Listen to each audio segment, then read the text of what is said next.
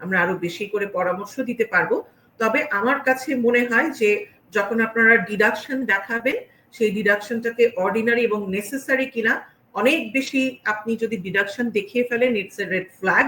এবং কনসিস্টেন্সি, আপনি 1 বছর একটি বাড়ি কিনবেন, সেজন্য আপনার ইনকামটাকে দেখালেন $100,000, পরের বছরে গিয়ে ধুপ করে আপনার ইনকামটাকে কমিয়ে নিয়ে আসলেন $15,000, দ্যাটস অ্যানাদার রেড ফ্ল্যাগ। সাধারণত 3 বছরের যে কনসিস্টেন্ট ট্যাক্স রিটার্নের যে ইনকাম এবং এক্সপেন্সেস, সেটা আপনি দেখবেন $10,000-15,000 ওঠানামা হয়, কিন্তু যখন অনেক বেশি ডিসক্রিপেন্সি হয় তখন কিন্তু একটা রেড ফ্ল্যাগ।